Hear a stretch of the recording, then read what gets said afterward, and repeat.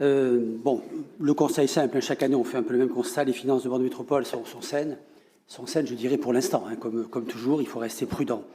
Les ratios de solvabilité restent tout à fait satisfaisants, avec une épargne nette de 192 millions. C'est quand même assez confortable, bien qu'il marque quand même une légère détérioration de 6% globalement, et un encours de dette qui augmente de 8%. C'est pas neutre, et la capacité de désendettement qui augmente également à 4,36. Attention surtout à nos autorisations de programme qui sont inscrites quand même à hauteur de 2,7 milliards, c'est quand même beaucoup.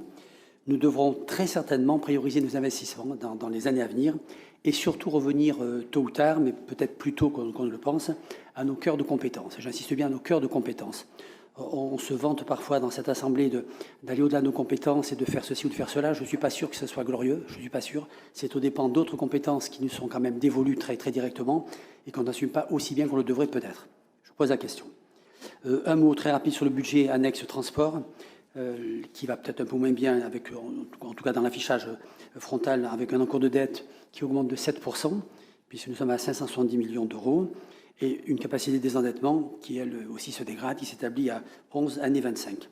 Là encore, nous devrons faire des choix certainement, tôt ou tard, et ce n'est pas forcément en renonçant à certains investissements lourds que nous y arriverons. Il y a peut-être d'autres renoncements qu'il faut faire. Pour ces raisons, là aussi étant cohérent avec notre vote du budget même, nous nous abstiendrons sur ce compte administratif. Merci pour votre écoute. Merci.